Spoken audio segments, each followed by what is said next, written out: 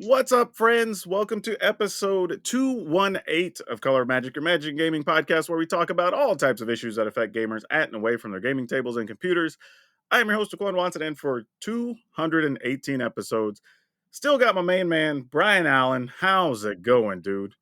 Going well. I think I'm nearly finished with Christmas shopping till my wife reminds me of somebody we probably forgot about, but Man, you know what? I'm probably not seeing a lot of people this holiday season, so my that too. shopping was pretty easy. Yeah. I ain't gonna lie. I got all my stuff literally sitting in boxes behind me right now. I got to finish packing later this evening, or wrapping, I should say.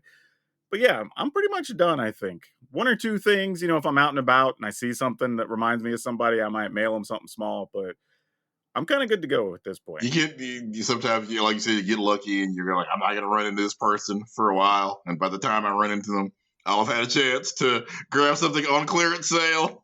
Yep, that's exactly it. That's exactly it.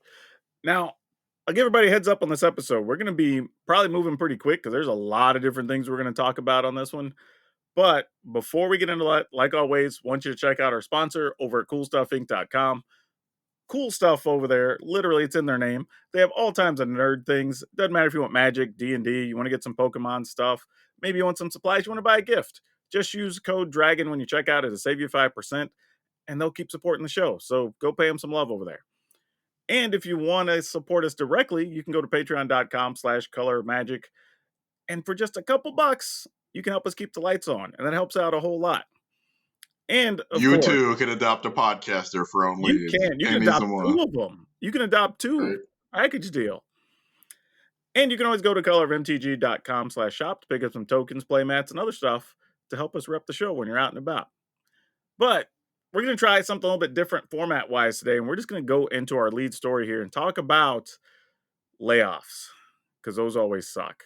But we did see that Hasbro announced a very large number of layoffs, Yeah. thousands, as it turns out, across their company. And yeah, What I think roughly 20% of the workforce sounds like. I think if you combine it with the previous layoffs that have happened, the number comes up to like 17%, I think is what it is.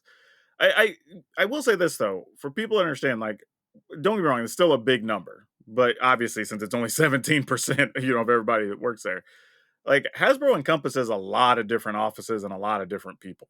Even just talking about just Wizards of the Coast, Wizards of the Coast itself is over 500 employees plus with just Wizards of the Coast. So if you just need to put in perspective, like, when you think about all the different brands Hasbro owns and all the different offices around the world, like they do employ a lot of people. And they're saying that this is particularly because of slowdowns in the toy market. Some And of yeah, I think we that checks out because I'm just thinking about all the Christmas shopping I did, and the kids just aren't buying traditional toys. Like that's what happened to Toys R Us, and numerous other toy stores. Is so yeah, electronic things are dominating the market. I think too, when it comes to toys, it's either like the most basic of like Matchbox cars, that sort of thing, or like you're saying, it's electronics. Like I don't see a lot in the middle space. Sometimes you'll see a few things for like action figures or whatever, Yeah, but that's kind of it. There's not a lot, it feels like, in that middle space that kids seem to want. And that's overwhelming. I mean, people forget that's why Hasbro even wanted Wizards of the Coast because their demographic is older, right? yeah. All the people that Hasbro knows how to market to are parents that have young kids or directly to young kids because it's Peppa Pig, GI Joe, like that's their market, right? So when that And I starts wouldn't to even say struggle, GI Joe appeals to young kids anymore. I remember last time I saw a young child acknowledge or play with the GI Joe. yeah, well that's kind of leads me to my next point of I think when like people are like, oh well, when are they going to hire people back? And like because they did say these layoffs aren't all going to be immediate; they're going to happen over the course Yeah, of the next year. They said, and that makes sense because the reason that makes sense to me is it's very likely going to be a lot of them figuring out new direction for the company, right? Because I think they've also seen over the last couple of years, well, hey, every time we make a Transformers movie, we make a bunch more money, right? yeah. So you're going to spend money on their Allspark Studios, I think is what they call it, and then seeing the thing with Wizards of the Coast, right? You did well with the D&D movie. Obviously, licensing it out for Baldur's Gate 3 has done phenomenal for them. So it's like, okay, maybe we need to explore those worlds. However, if they're going to move into that level of business, it's going to require different people and different skills, right? The people you have in the positions now for making toys, marketing toys, making packaging for that stuff, like they're unfortunately not going to be needed if that's the direction they go. But right now, that looks like that's where all the money is. Yeah, and also the year they had to unload their entertainment studio because a lot of like trying to turn Magic. Well, we as far as we know, there's maybe some kind of Magic Netflix show coming, but at this point, they're not going to make the movies. They're going to license the movies out because apparently, even after they did the Dungeons and Dragons movie, which was critically acclaimed, fans loved it. Apparently, that project still lost money. And that's the best thing the company, that's the best thing their entertainment arm ever did. It's the only decent Dungeons and Dragons movie ever. And because, it takes a lot of money to make and market fantasy movies, they still lost money on that. Yeah, but I do think there is still some benefit to that, that you've at least built up some community favor of saying like, "Oh, you can make a good fantasy movie." Yeah. And that helped market D&D, which has had a banner year, which has been great for them. So, I get it, but you're right. With them actually just licensing stuff out, they just don't need as much stuff anymore. Like the directions and the things they've been spending money on just aren't coming to fruition. And it sucks because you don't want to see anybody lose their jobs over it. I think they will end up hiring some other people, but I think they're going to Mhm. be for completely new positions, unfortunately. The crazy It part though. also it Oh yeah, also go is ahead. terrible because again, this is that's what the Dungeons and Dragons movie was the dream. We take one of our just established properties that has a built-in fan base, and we make a hit movie. The plan was obviously to do that with Dungeons and Dragons, with Magic, with everything they own eventually, and it just they only finally were able to put out a good movie right at the end when they have to sell the whole thing and start laying people off. But you know what though? They do have, I think, an animated Transformers movie lined up down the pipe. They've already talked about doing some Transformers GI Joe crossover. I Yeah. think for 2025 or 2026, that's already on the books. We've now officially seen there's at least something on Netflix now for Magic. So like that's coming. Like we've actually made that stage where it's listed now. So I Well, that's the thing. assume, It's in post production. That doesn't necessarily mean yeah, it yeah, ever yeah. sees the light of day. Like Coyote versus Batgirl, for example, was in post production. Unless there's a leak, we're never going to see it. I Sure, hope there's a leak. I want but to I'm see it. willing to say, like, in the next year, year and a half, if it's gonna happen, we'll see it. If not, if we don't see it by then, it's probably not gonna happen, realistically. But you've got some things at least in the hopper that could still be profitable over the next year. I think the And concern. I think with that, like it won't even be their decision. Netflix might say, "Hey, we're just not going to do it," and if Oh, Netflix sure, doesn't want to sure. do it anymore, that's just the thing that happens. It's Yeah, and sad, that's but it fine. happens. I just think the concern for people is, how does that affect business for Wizards of the Coast going forward? And I think it goes one of 2 ways. I think people are concerned that, well, it might just be more products, put out more stuff, make more money. I don't know if that's actually going to be the thing because we're kind of nearing that max point already. Like you might be able to, they did say they might be able to do some more like direct to consumer things, but they've kind of already been doing that with whatever the fancy name is they have for the Hasbro shop where they put like rare Yeah. Star Wars stuff and whatever. So like I don't think it'll be more magic things. It'll be more stuff like because they made like the big Job of the Hut ship, I think, at one point that you could get Yeah. and like just crazy stuff that you can't sell in a store, but they just sell it directly to fans. So I expect we'll see more of that because that goes well and that's high profit margin because you're selling it directly to consumer. So that wouldn't surprise me. But I wonder if this, put a somewhat of a positive spin on it here. Does this give Wizards the leeway to do more of what they want to do?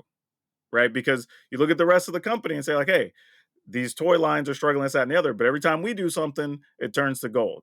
So why don't we get to pitch some of these other ideas and do some stuff outside of the box? Because they already This is kind the of part do. I hate because Wizards is making record profits. Nobody over there deserved to lose their job. They're having to take a hit because people aren't buying toys anymore. Yeah, and I was telling people I think it's going to be a few handfuls of folks that are going to lose their jobs at Wizards, which sucks. And it's mostly going to be to kind of play that card of like, well, everybody in the company got hit with layoffs, right? Yeah. Even though it's not really fair. Like, hey, if they're Yeah, crushing because it, they're at this point, they are hard carrying Hasbro, as we yeah. like to say in the gaming community. And that's my thing. Like, if they're killing it over here, whatever. Now, business being business, this is also when companies use the excuse to like some employee they've kind of wanted to let go but didn't have a good excuse to. You can be like, hey, well, because of layoffs, Yeah, like that sort of thing, which sucks, but we know it happens, yeah. right? So there's going to be some of that mixed into there too on some level. Or like you kind of want to let somebody go because you want to change the direction of the department, but it wouldn't be right. Now you're like, because of layoffs, sorry, we got to let you go. Here's a severance package.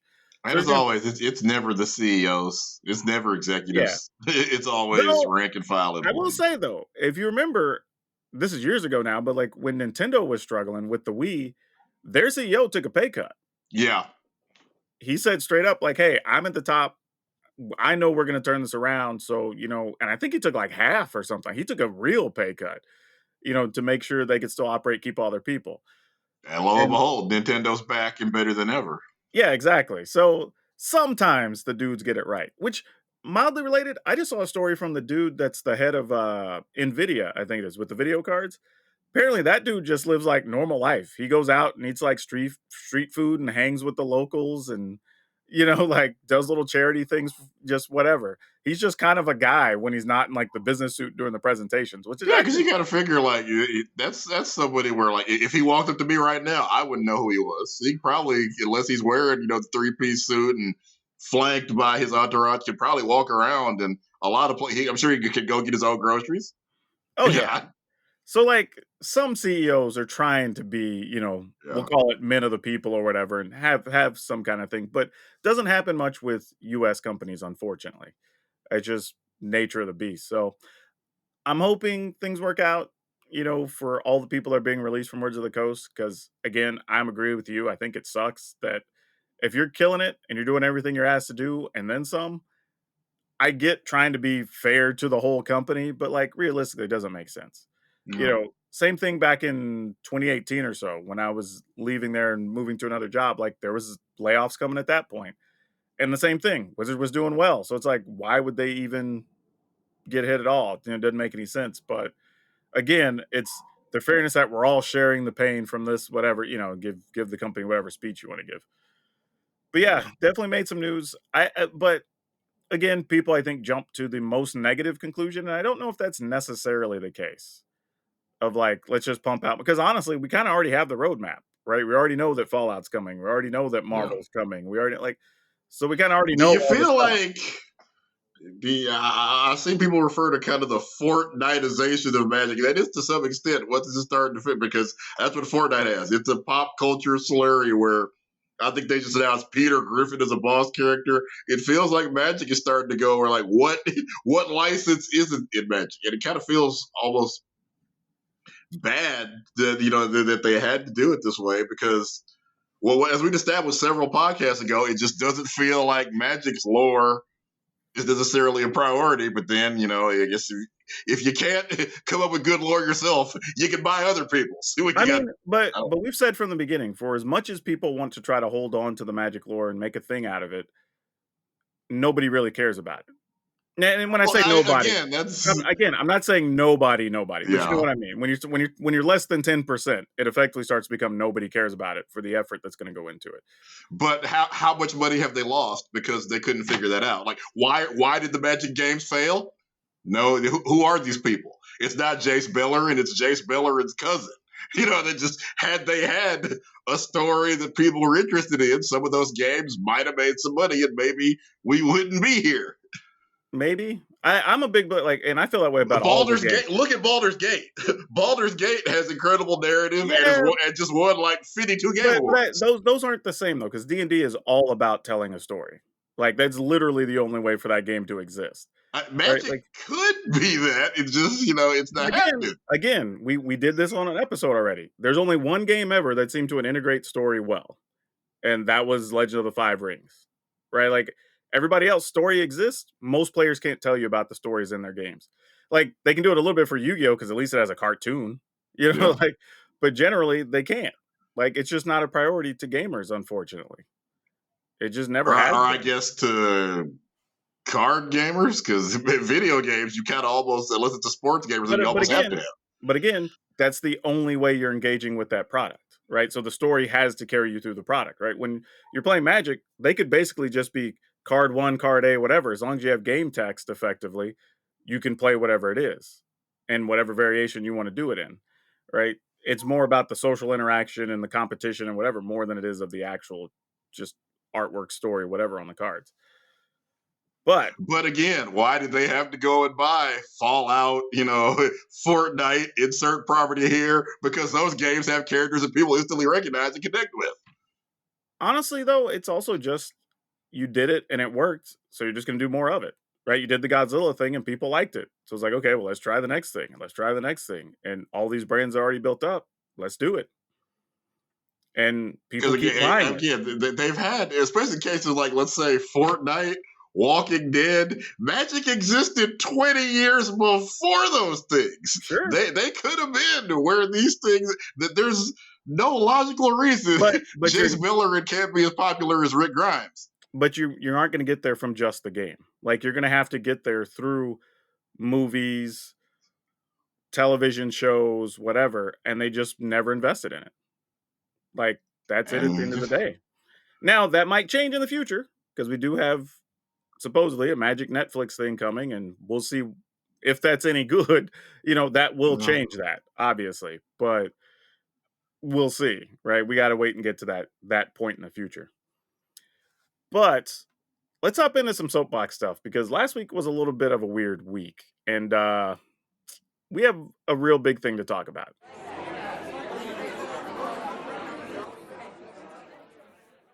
And this is one where I think we kind of had the same gripe that the game awards are kind of a mess right now.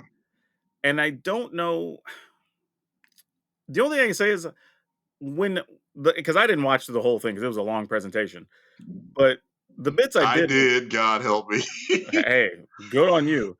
But the bits I saw felt like they just don't have a defined direction. Is that clear to say? Like, other than we just want to give awards away, like, Well, they're trying to do so many things. They want to be, to some extent, E3 and show you all the cool new trailers. They also want to give away awards. And then, of course, they want to be an awards show and have musical performances and celebrity comedy sketches and just all these things were just kind of mashed together. And then, well, first of all, like, what all did you want to? Because well, like, and I'm with you there, honestly, because there's times where it's like, okay, are we trying to like appeal to like the streaming community with like the memes and yeah, the skits or whatever, or are we trying to celebrate the industry with like let's celebrate game companies and developers or like you're kind of you're right, you're trying to do like four things and it just feels weird. But the thing that I got came across my radar because I saw the very end of it, and it's not even a long segment. He was on stage maybe like 3-4 minutes, but Anthony Mackie had a hell of a time. For those you don't know, he's a dude who plays Falcon and now Captain America in the yep. Marvel movies. But it was like he got the weirdest bit of heckling while he was up there because it wasn't even like people are hating him and yelling like racial slurs, but like part of it was people like yelling out catchphrases he said in movies, and like it was just like it was a weird thing, and like and he was trying to like okay cool that's I appreciate it, but like I'm trying to do a thing, y'all, and he worked his way through it and he kind of like played back to the audience, but you could tell he was a little bit annoyed, but he's a professional and he's a good Yeah. personality, so he's trying to roll with it and make some jokes and whatever. And then when he gets to the end, he just literally has to tell them to shut up so he can read the winners. And I'm just like, what even happened here? Because I didn't see that happen to anybody else. That was saying. I think because he was, I feel like, as I said, it dragged on. I can't tell you exactly what part of the presentation he was, but it felt like he was a couple of hours in, and I think people just were starting to get frustrated that they weren't getting to hear from the game developers because. So I think best RPG was like in other awards just quickly before, and especially for the video game.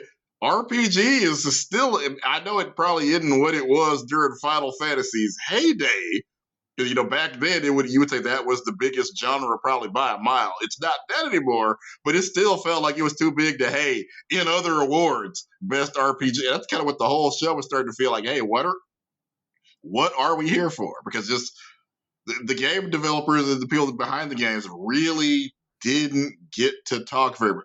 And now, yeah, last year Kratos ran over. I think they were trying to let Kratos talk because Christopher Judge, by the way, the actor that plays Kratos. I think they wanted to really let him talk because he's had a great journey. God with the War, the series has had a great. Kratos has really evolved. The character is a father now. He's far more mature than he was when this game started. They were letting him talk, and I think he clocked 8 minutes Oh, basically, and no, they realized that's like, way too long. I don't care if I even like you. 8 minutes is a long time for a award show. yeah. So this year they went the other way, and they were wrapping people up almost just instantaneously. And then there was one horrible spot where I think it was Baldur's Gate was talking about how Baldur's Gate was their pandemic project, where they were getting really into the crux of the work in 2020, and they lost several team members while they were making this game. And this is obviously they ended up winning Game of the Year for anybody that doesn't know. No surprise. I And assumed it was gonna be that or like Diablo r- 4 or something. right, and this should have been a poignant moment, but as somebody's captured it while he's dedicating this to one of their team members that died, wrap it up is flashing on the screen. It just so Oh, dude, they had the frill like Chappelle Wrap It Up box? they basically did. Apparently, even people in the audience could see that, and obviously that's something like, yeah, somebody, a producer or somebody has to be moving that thing live, or just, yeah, okay, like Kratos last year. Somebody should have wrapped Kratos up. I'm gonna keep calling him Kratos, just being, Yeah, yeah, being yeah. No, you're old good. black guy right now. Somebody should have wrapped him up faster. But this year, there were several people that should have been allowed to go. You just, again, somebody's job needs to be to figure out when somebody's rambling, and yes, or just even if they're a nice person that's a good speech, it's going on too. I remember one year at the ESPYS when Jim Valvano was basically dying of cancer, and they tried to get him to wrap it up. He's like, "You tell me to wrap it up. I've got 6 months left to live. You go jump in the lake or Oh, whatever." yeah, and honestly, they would've just caught backlash from the rest of the staff anyway, so you just let them go. Whatever. Yeah, and that was a great moment, and somebody has to be on that button to figure out, when somebody's having a moment or when somebody is talking too long. And yes, it's hard to do, but that's part of the job of running an award show, is figuring out when you're going to get a great moment or when it's time to cut the commercial break because this person is high, right? Because yeah, that happens. People are high, people are drunk, or people just can't get their thoughts together. That's part, and it didn't feel like they had anybody that was willing to stand up and work that button that way. So they just ended up cutting everybody off. It felt like, again, everybody except comedians. I think people were complaining, because I love Muppets. The great Gonzo, I think, got 2 or 3 minutes to go interrupted. I mean, it was reasonably funny. But that's not really what we're here for. It just, and Yeah, as all award shows pander to celebrities, probably too much. But parts of this was really bad in terms of doing that. yeah, and even in past years, they've had just a lot of segments that are poorly timed or spacing is weird going in and out of different segments, and, sometimes I'll put a trailer segment together, and it's like 6 trailers in a row, Yeah. and it's like, I mean, these are cool, but dude, you just showed me, like, 15 minutes worth of trailers, like, dog, come on, right? So And it's then, Hideo Kojima and Jordan Peele, like, I guess they realized, okay, yeah, we're not going to cut off it. For everybody that doesn't know, Hideo Kojima and Jordan Peele are working on a game. So I'm already excited about that. I understand why they gave them a large amount of time to talk, but it was just, even for two legends of the game, they had a long time to talk when they essentially have no product to show you. So that's one that probably could have been cut a little Yeah, there's just some things they've gotta get right, and it's tough because they're equivalent of, like, the Oscars for video games, so it's bit. like And the Oscars have all these problems too every year. yeah, I mean, the Oscars large time is like, did you even get a quality host? right? Also, that's their biggest and start did every somebody time. slap the crap out the host? It's just every year it's a new problem for the Oscars. So we're not trying to just pick on the Game Awards. People that have been doing it in the Oscars case 100 and some odd years still have problems because you're doing it live. Well, to be fair, the Oscars' other problem too that people don't realize is those awards are voted on by other actors, directors, whatever. Like it has nothing to do with the general public. Like the fact that it's on TV is just to make money because it has nothing to do with our wants or likes or whatever. It's all from people And within the industry. and they have been admitting that, oh yeah, I didn't watch Till because it was too depressing. Here's the award Yeah, for insert insert crowd pleasing movie here that made me feel good.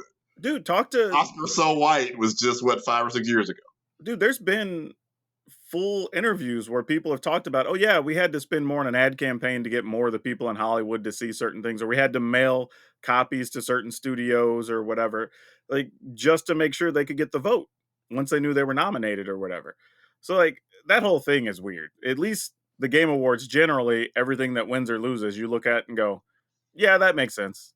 Yeah, there were very few awards. I mean, obviously everybody has different tastes in games. And if I were going to make one quibble about awards, obviously, other than give the awards more time and let them be read on TV. One of the categories is best sports slash racing, and to me, it feels like if you were gonna if Madden going against Gran Turismo, I get it because Gran Turismo is a Yeah, simulation of an actual F1 race. Madden and Mario Kart to me are not the same category, should not be in the same gaming category. So I'm not saying we need another category for kart racing, but to me, see I would just never have Madden and Mario Kart in the same but category. see, I would've put Mario Kart in a party game category because that's what it feels like, right? And that can be But there I with, mean, like, it's Smash definitely, Brothers and Mario yeah. Party and whatever, like, that can go in that category, I mean, whatever, I like can argue. I can see why they picked racing. Because sure, if you want to put Mario Kart against say Gran Turismo, I have no problem with that because some people that's like let's say NFL Blitz going against Madden. I got no problem with that because some sports people games, like yeah. arcade sports games, some people like Sims. I'm cool with those games, but just I feel like racing really is a separate enough genre that it needs its own category.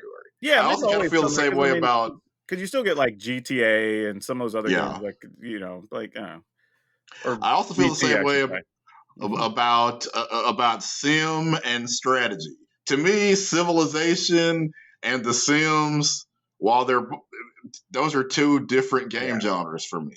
I've never been sitting there going, Civ 5 is still downloading. I guess I'll play The Sims instead. Those don't scratch the same, and I love both of those games, but I would not consider them to be part of the same genre. So Yeah, just nitpicks. there's a lot to work out, but yeah, it was just a weird experience watching it this year, just felt more problematic than normal, I guess, is the way to Yeah. describe it, but obviously they've heard all this, it's been a story on different networks and people have covered it on YouTube. So they know, they're aware of all the things. It was just weird considering, like, the actual awards and stuff themselves seemed kinda cool, as Mhm. far as the winners and everything.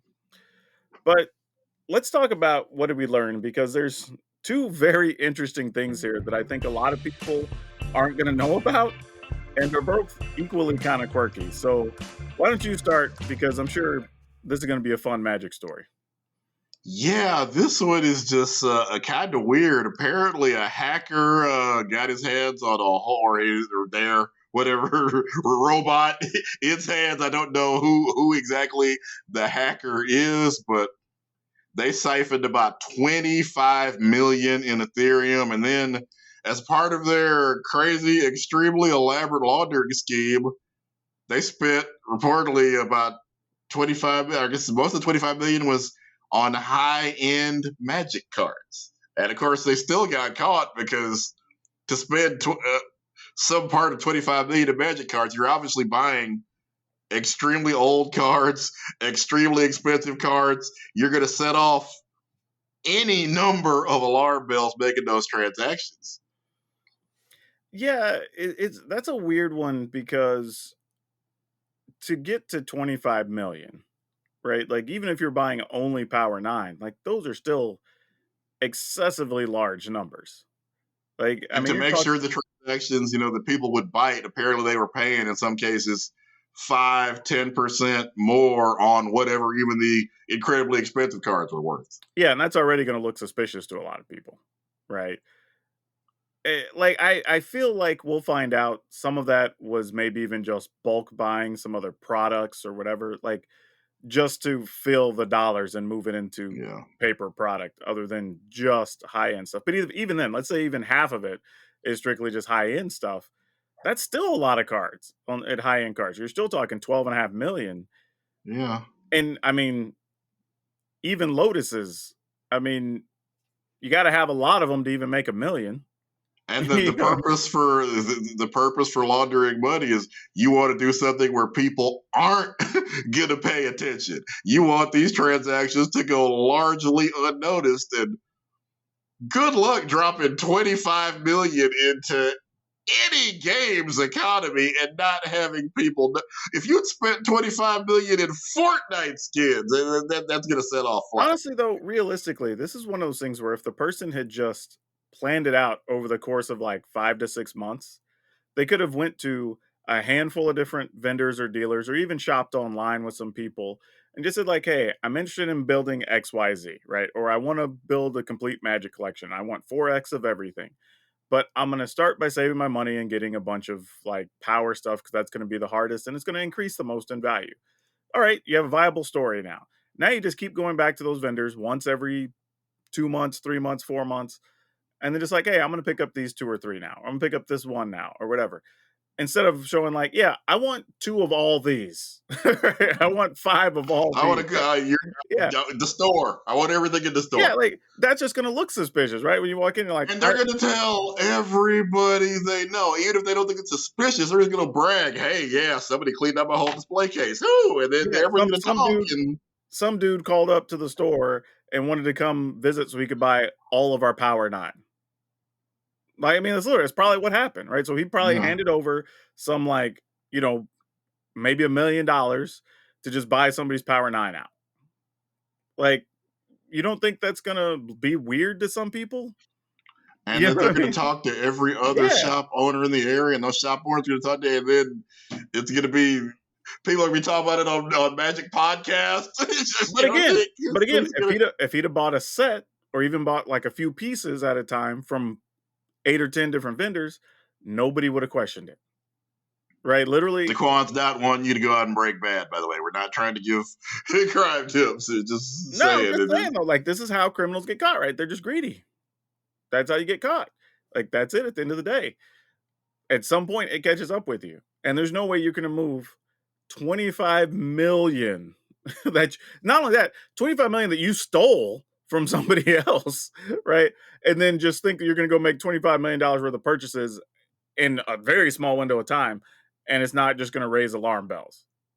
Like, you deserve to get caught. I brought it on yourself. That's what's crazy. The hacking skills apparently were elite. The laundering skills were just basic. Yeah, Just and what I also don't think people realize is though that's I get it, right? He wants to buy cards because it's a harder thing to track, right? And that may be what people are asking. Why didn't you just buy some individual things that are more expensive? If you only show at the end of the year, and I'm talking from US IRS taxes because other countries, y'all handle your taxes better than we do. But at the end of the year, if you show, well, I only made $50,000, but a company says they sold you a McLaren, right? Like you only made $50,000, but somehow you could afford a McLaren, right? Like, I got a really good deal. yeah, you know what I mean? So, like, that doesn't really work, right? Because now you're obviously buying way outside of your means and you still had to pay other bills. So it's like, how did this happen? Right. So that would That's get, the only crime Al Capone ever got caught for was tax evasion. You yeah, got you got to you cover your get the butt on taxes them look right. taxes. Yep. So yeah, that's a weird one, but interesting story nonetheless. There is a second component to that though. Like, let's say they decide they don't know how to get all the money back to the proper people. One of two things is probably going to happen. Either you resell the assets to try to make everybody whole, or give somebody some percentage of the assets that he bought or whatever to try to make up for the money that he hacked from their crypto accounts, or that stays in police custody for some amount of time as evidence while all this Can is you imagine resolved. what that would do to the price of those cards if $25 million worth of Magic cards is just Well, I in think custody for a specific amount of time? here's the silly thing. I think it's going to have to come down to us finding out what those numbers are. And Yeah. I'll use, oh, what was the card? There was a Nexus of Fate. It was a preview card or a buy a box card that had come out with one of the core sets and ended up being like a really popular card for a tournament deck at the time. And the price shot up to this crazy amount, right? And I remember telling people, because this is when I was still at Wizards, I was telling people, hey, that price isn't real. It's all perception. Because people don't understand that when there's one per box minimum that's been printed, that's more than a lot of the rares and mythics in the actual set. You're right when you do the production numbers. So that was like a weird thing. And the day Rosewater he had posted online about that, the price dropped from being like near 70, $80 down to like $25, $30, like literally in the matter of hours. That MFR right there is But it not real. but the thing is, the quantities didn't change. The perception of the quantity changed, right? And this is kind of the same thing. Like the number's not going to go up tomorrow on like Lotuses and Mox whatevers, but if we find out that this dude has 100 of the remaining Lotuses in a locker now in some jail, or 5,000 Moxes or whatever, well, now we all know how many fewer are on the market, right? So there's going to be some weird things in play as this gets resolved. I don't know how it's going to affect anything, but it is something interesting to think about. Mine is a little weird. My thing today is more of a I can't really call it a conspiracy theory.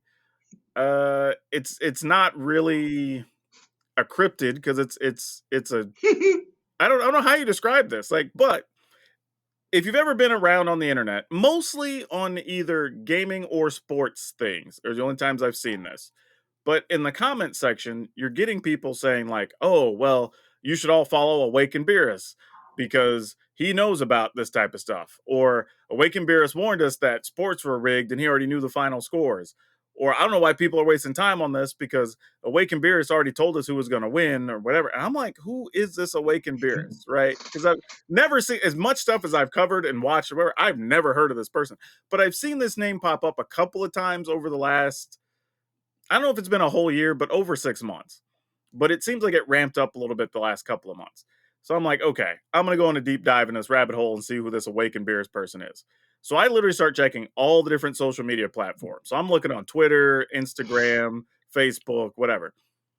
Nothing I found had more than like 6 to 8 posts total. Some of them only had like one. Like there's a YouTube channel for Awakened Beers that has like one video. And I'm like, this is weird. And it's not even like any of the things have a huge view count, right? It's not like Awaken Beers is this person who's getting like millions of views on these particular things that are posted. Some of them had very small numbers, and some of the social media accounts only even had like a few handfuls of followers. So I'm like, what even is this? Now, the Instagram account at least showed some sportsbook tickets where a couple of them had a couple of like $100,000 bets that looked like they were for maybe UFC fights or something. And then there was a couple of smaller ones for a few hundred to 1,000 or something for soccer games, right? And it was showing the winning tickets or whatever. And that was kind of it. And there was like a pseudo related video on YouTube, and I think there was like one or two things posted on Instagram, but that's all I could find. So I started asking around. I'm looking on stuff on Reddit and whatever, and it's kind of the same thing. The people on Reddit are just like, I don't know, it's just like this weird internet thing, but there's not really a person or personality attached to it. So it almost seems like somebody has paid some number of bots or services or people to do this like excuse me, viral social campaign, but for no benefit. So I don't really get it. Like, what's the purpose if there's no payoff? Because my thing was, I was trying to find out, like, all right, is this somebody who's just has one of these predictor sites, or they're trying to get people into DFS so they can go bet on like DraftKings, or you know what I mean? Like, trying to Yeah. build up their stature so people would pay them money to try to go make bets or something. But yeah, it's just a weird thing, and it's spelled awaken, just like you would expect, and then Yeah. Beerus, Beerus, like beer us. Just like the Dragon Ball Z character, because that's where the Yeah, meme comes from.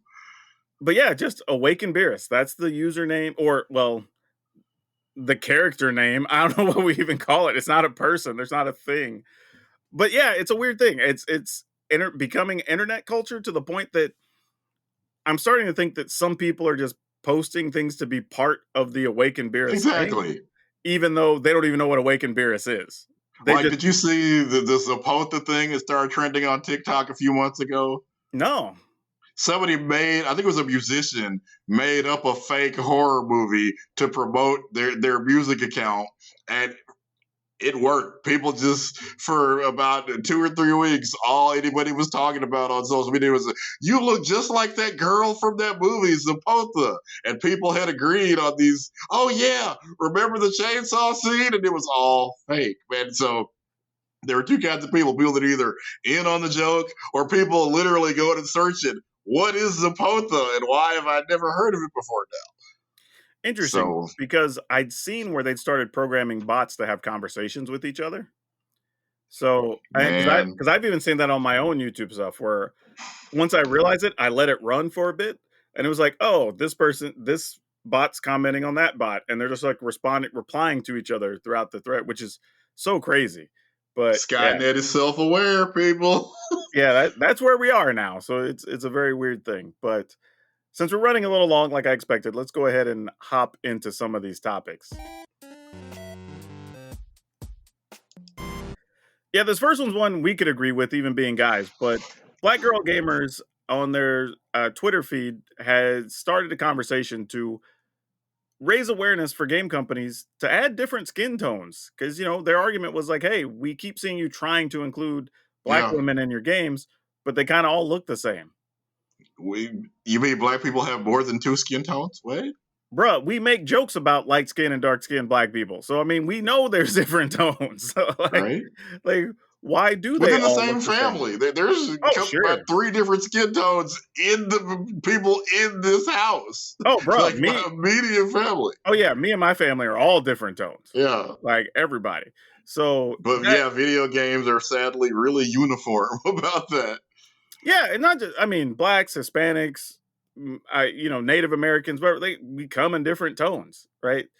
And especially if you're gonna do scenes of creating characters like let's say just in a cityscape, right? Like you shouldn't be able to look through escape and be like, "Oh, look, that's a black person, that's a black person." You know Yeah. what I mean? Like there should be some levels to it. Blackface number three. You're Yeah, right there. exactly. Like there should be a little variety to it. So Madden's it, real mad about that, where there might be three or four facial models, and yeah, about 2 or 3 skin tones too. yeah. And to their credit, Black Girl Gamers is a very good group. Like they do a lot to Yep. push a lot of different things. We talked about them, celebrating a recent anniversary, a number of people in their group. So like they're killing it over there. And this isn't about just like being woke or whatever. This is more of those things of just like, hey, if you're gonna do it, like Yeah. don't just courtesy do it, like put real thought into it. I That think might actually mean you have to hire a couple of black people to work in your design team or help you create textures and things, God forbid. hell, I And know I think some people in Black Girl Gamers actually have been consulted for that. yeah, yeah. And you know as well as I do, like we both have friends and family, black, Hispanic, whatever, that are almost white passing. Yeah. And I have an Hispanic friend talks all the time about having the privilege of being able to walk around like a white person. Like because they're just that light skin. So like there are levels to all of that. But I have a white friend who just for whatever reason, people in here in Texas think she looks Hispanic, and she has had so many dudes trying to holler at her thinking she's Hispanic. She actually learned a little bit of Spanish just by guys, hey, dude, mommy, how you doing? I've met a couple. Some white folks tan real well. I Yeah. mean, like they look the part. So yeah, I think we're reaching that point now that, especially with just the consumer base being so diverse, like just take that into account when you're doing stuff, right? And honestly, even for white people, not all white people look the same. Like Right? you can have different hairstyles, different skin tones, different facial structures. Like especially when you're already hell, we have all these games now that let you do all these different models for your face and Yep. hair. Like just why not add the extra options? And I'll tell you, if you want to get engagement in your game and get people for the games where you actually can design realistic looking people, my wife will spend 10 hours in the character creator just trying to make her girl look right. Dude, Okay. dude. Hadn't played the game yet. Baldur's Gate 3 even has the feature where like you could have different levels of like the vitiligo or whatever. Right? Like See, even that was a thing. And I'm like, that's cool. that's awesome. Something I would have never even thought to include, but I'm like, when I saw it, I went, "Oh, that's kinda cool." Like this is gonna be neat for some people. Like they can I have got characters some look like them. spots like on my neck, and I'd have never thought of that. Like Yeah, you said. it's just a cool feature that's in there. And again, you're talking about a game that because people can go make all these characters and have people that look like them, whatever, easily game of the year, right? After all Yeah. that. So there's benefits to it. Cool that there's somebody out there championing it. But let's talk about another game that we brought up on the show earlier this year. Coyote and Crow is back in the news. For those who don't know what that is, that's an RPG that's based on indigenous people, which is actually pretty damn cool because there Right? wasn't one really before that that had any type of level of real development and popularity. And they ended up winning the Diana Jones Game Award, which is pretty cool. Just kind of an award for gaming excellence, and in this case, kind of like changing the landscape a little bit. But Yeah. it's almost like I don't know if I'd call it dystopian, but futuristic world that has the core characters have indigenous heritage as the main protagonist, I guess, of their stories that you get to play, which is actually really cool. And dude, it's one of those games where like the artwork's really sweet. It's got the bright colors you would expect it to have. Obviously, the different looking skin tones and hair and just the cultural importance of things, with like the different types of face paint and whatever, like just cool all the way through. Like it's a really neat product. If you haven't seen it, you should pick it up. This But is what I'm talking about. Just, letting, as opposed to having somebody that doesn't have that heritage try to design indigenous characters that sound like they've never even met an indigenous person. This is what can happen if you actually let people design their own thing using their own culture.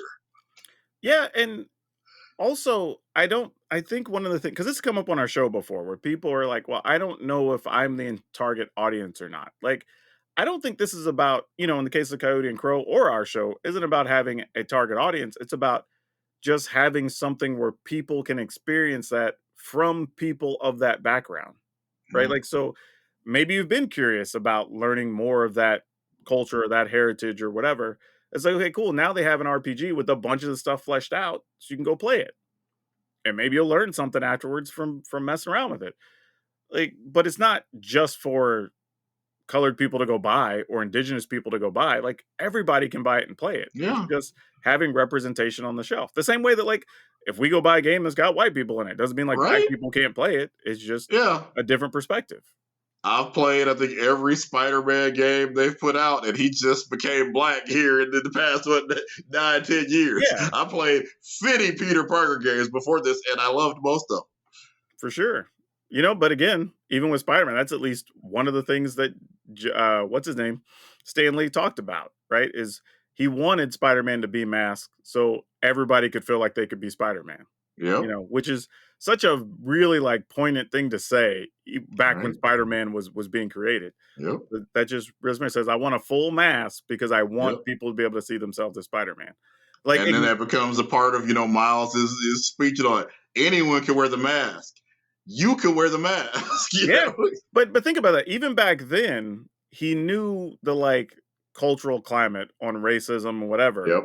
and says like, well, we can't just. It's going to be hard for us to just push a full black character as the lead, but what if we Especially make if you don't have him being named Black Spider well, yeah, or Black Panther. said, He got to well, be Black's going to be in his name. but what if we make a character that everybody could see themselves in just the same? Right? Like that's a pretty smart move. But yeah, Coyote and Crow, congratulations. Like this is one when I saw their Kickstarter and all the stuff they were putting into it, I was just like, Yeah. man, this has a chance to be a really good product, right? Like, And that's exactly what happened. yeah, sometimes you just know. Like I said, I've seen enough things come and go that I saw that one and went, this is the one. You know, Yeah. right? This is the one people are going to talk about. This is why we put that spotlight on people who otherwise might not have gotten it. And yeah, like you said, they completely knocked it out of the park. Yeah, so congratulations to them again. Uh, but I will say, for as much as we start out with bad news on the show with Hasbro, there's actually some good news. So a couple of weeks ago, Wizards of the Coast announced that they were going to actually award 3 women uh, prizes and mentorship to help raise the status of women in game development and creation, which I thought cool, awesome move, especially from one of the biggest in the industry. Definitely. And they really put real effort behind it. They picked 3 women and gave them like it wasn't even just like an award. They gave them each 10K. So they got like a real chunk of money and get some instructional and mentorship time or whatever with Hasbro corporate, which is actually pretty cool. And one of the women they selected was actually the creator of Wingspan, which was even So more awesome. if she can just get hired, right? Because Wingspan has won so many awards. At some point, this got to end with her getting a full time job at Hasbro slash Wizards. I'm assuming. I Dude, don't know that for a fact, but it just seems like I'm gonna say this, like, as somebody who's literally seen, played, demoed, tested, I I don't know if I feel like if I said 1,000 games at this point, that's probably an understatement. same here. Like, Wingspan is actually really, really good. And Like, is that her first project? Do you know? that I don't know. I don't know her well enough, to be honest, but And I'm guessing it must be pretty early in her career. She's getting a mentorship yeah. award. So I, But man, that game, it's good.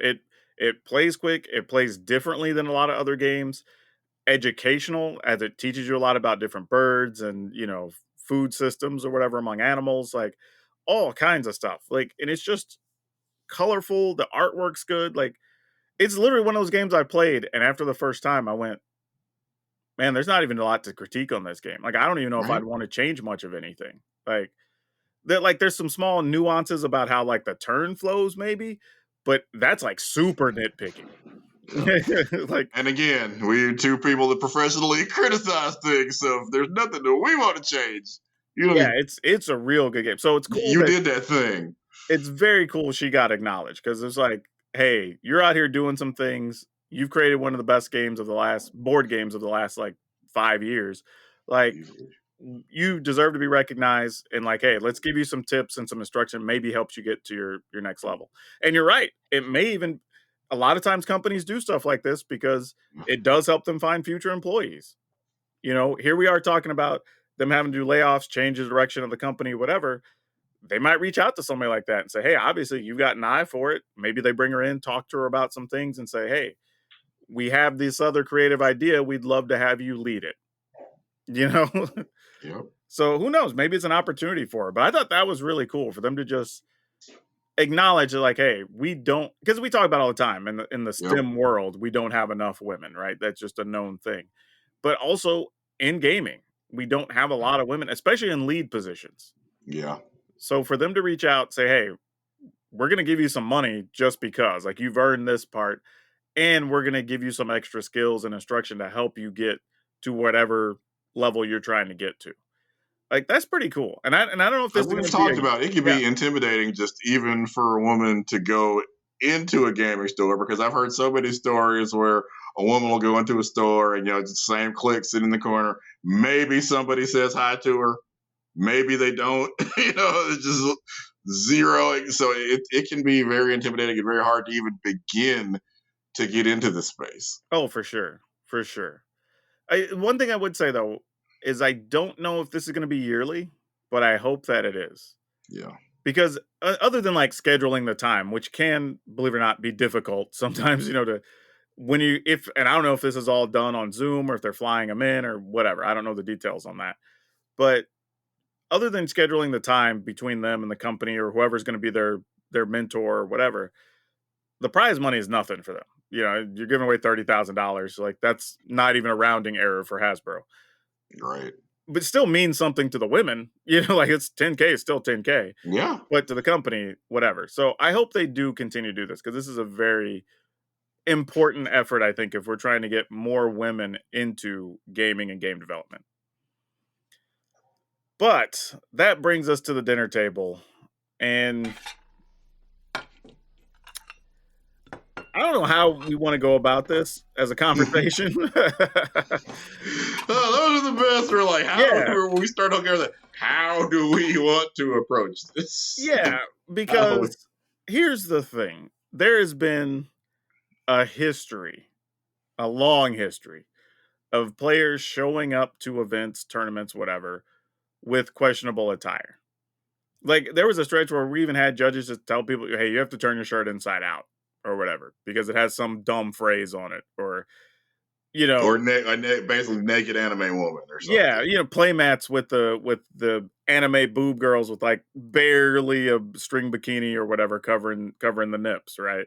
Yeah. They're like, dude, you can't play with that, whatever. Like, so this isn't new that this is happening. However, last week people started talking about a guy apparently showed up to a major tournament and was wanting to rock his MAGA gear. And that made a lot of people feel some kind of way, which I don't disagree. Yeah.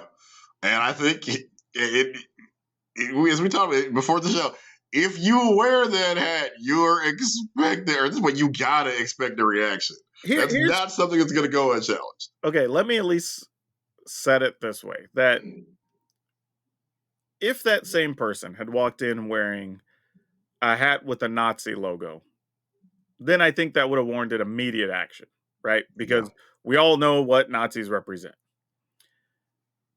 The MAGA hat is kind of closer to the line, right? But I don't think it quite goes over yet. Now, don't get me wrong. The way some of the Nazis, and yes, this is a little bit political, but the way some of the Nazis adopt some of the MAGA statements and gear, they may be synonymous at some point in the future.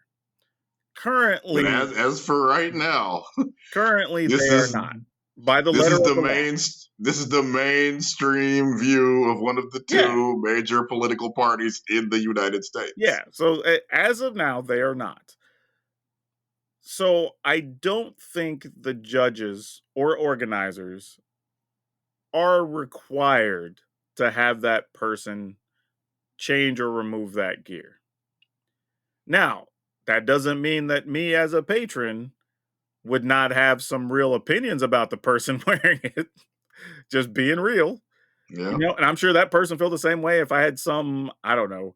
Black Lives Matter. Yeah, exactly. Like or Biden 2024 or something or whatever, And right? that's Like, what a lot of people are comparing it to. Is like, how does this compare to a Black Lives Matter? Because if you ask, I think that's there are people on the right side that will say they consider Black Lives Matter a terrorist group.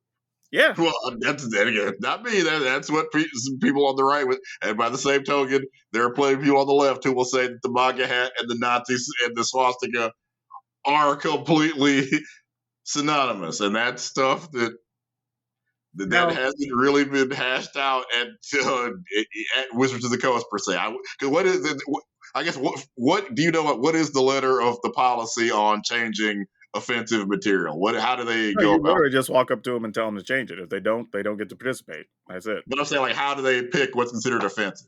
Has that been? I think it's I've never seen it questioned because every time something's been offensive, everybody kind of went, "Yeah, we know." Like, you know what I mean? Like, it's literally been, you're wearing something Anime that movies or something that just has cuss words on it or whatever. Like, yeah. it's like, dude, some of this is going to be on camera. People are going to be taking pictures for promotional purposes. Like, everybody kind of knows, right? It's never really been something, to my knowledge, anyway, that's had to be seriously contested because it's and even in events I've run, every time we've asked somebody, even the offending person, like started to want to say something, and they're like, "Yeah, yeah, I get it." Like you knew Yeah. you were towing the line. You were just hoping somebody wasn't going to say nothing, right? That's And to fine. me, I would have a different opinion. Like, so let's say, okay, MAGA hat is one thing. Let's go, Brandon would be different because the even in the Republican Party, the translation for "Let's go, Brandon" is "F Joe Biden." So at that Yeah, point, I would consider that to be offensive.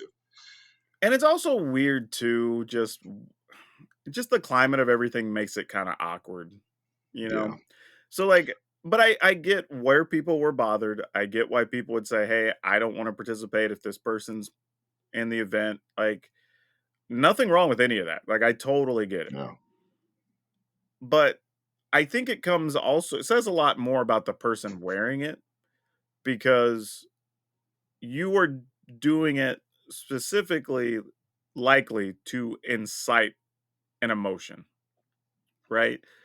And if that's the case, you can't really be that upset if people are bothered by it because it's kind of the whole reason you're doing it.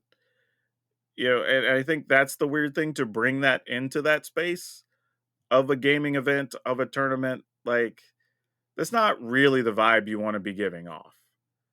And it's got to be weird for this dude's like friends or family or whoever's hanging yeah. out with. You know what I mean? Is that really the place? Like, no matter how I feel politically about anything or whatever, like, I'm not trying to lead with that at a convention. I'm not going into a tournament like, so what's your stance on XYZ? Or you know what I mean? Like, Yeah. it's weird. Why? Even if I support a certain politician or whatever, I'm like, I'm not gonna wear that gear to a tournament.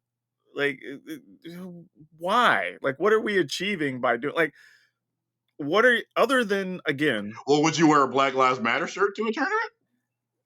Because that's a political statement too, but it's a political statement we would probably both agree with. Now, but then once we go outside, there are people who would on the right believe it who or would not, consider that equally offensive. to a tournament, probably not for me.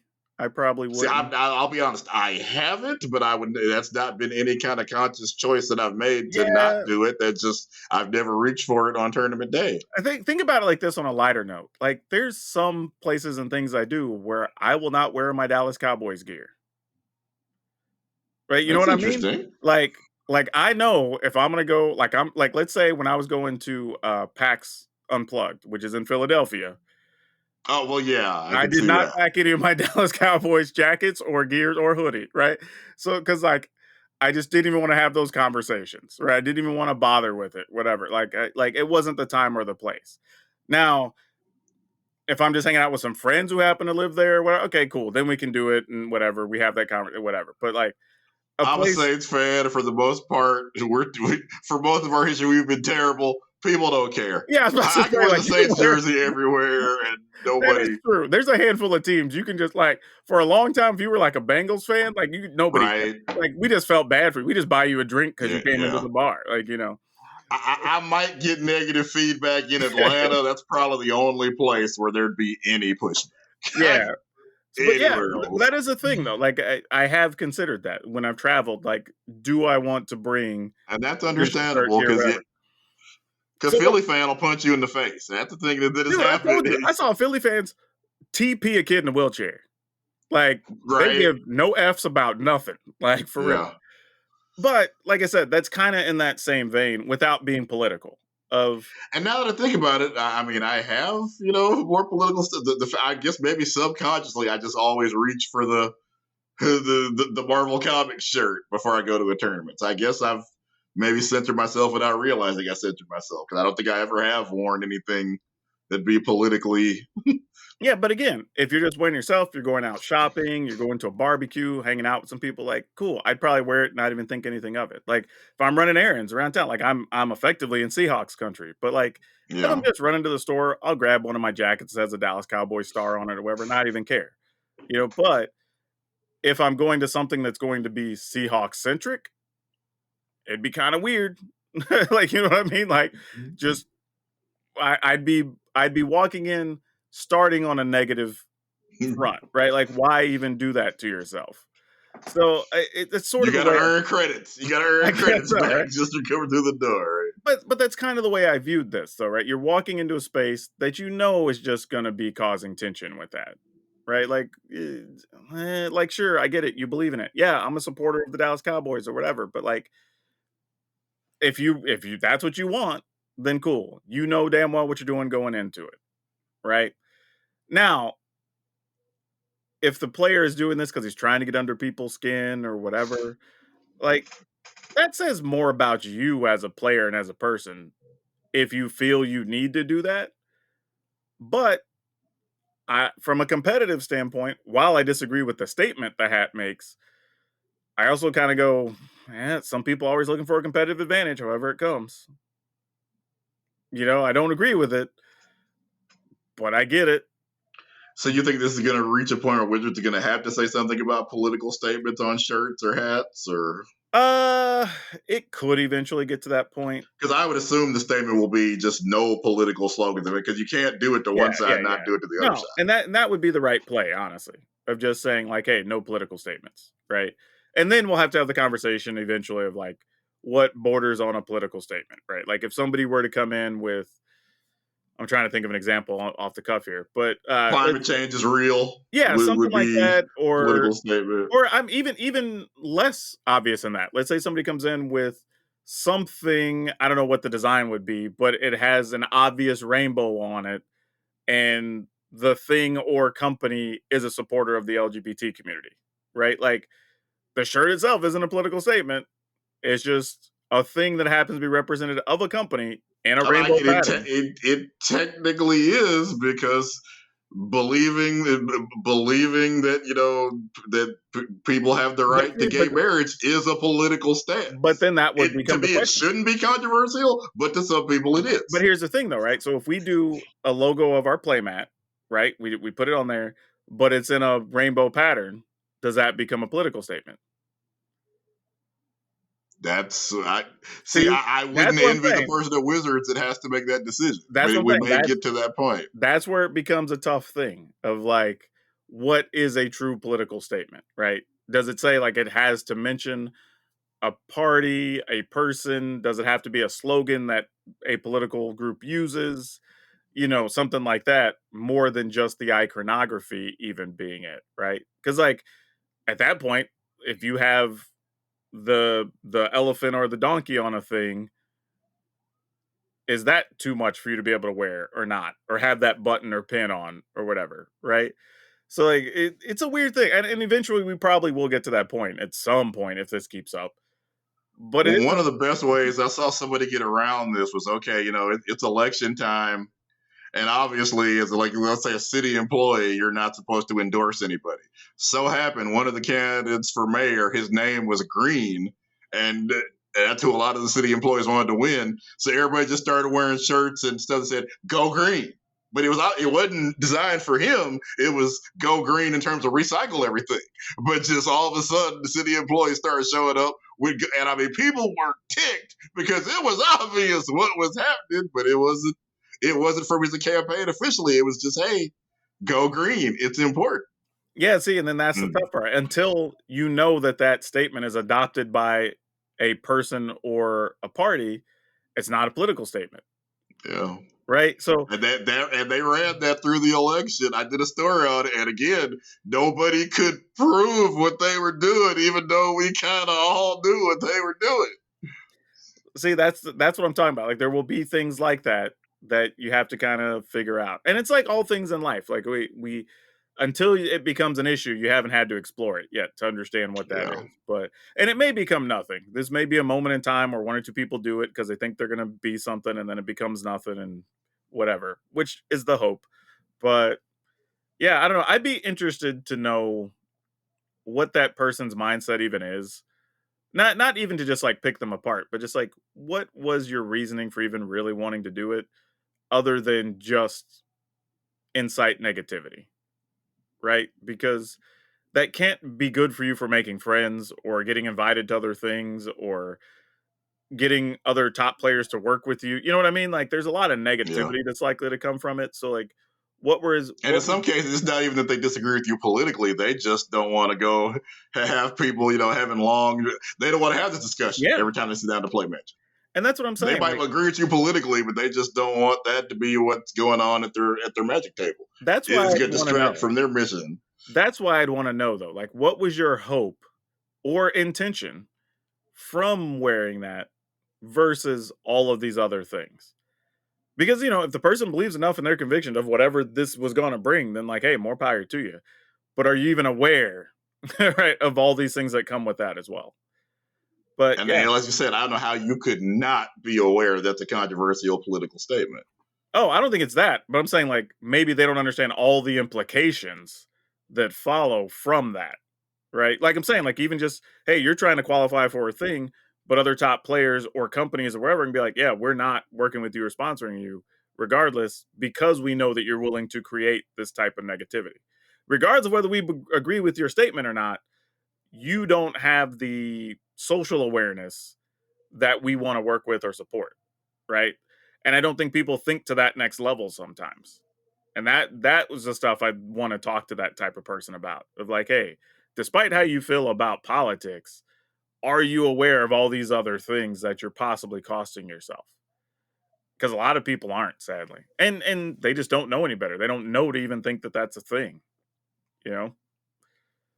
But all right, Brian, let's wrap things up there because we're definitely over time. But that was some good conversations Yeah, today, though. We had some this good was a ones. week where we were almost just gonna run over. Yep. Just So, why don't you everybody where they can find you on social media?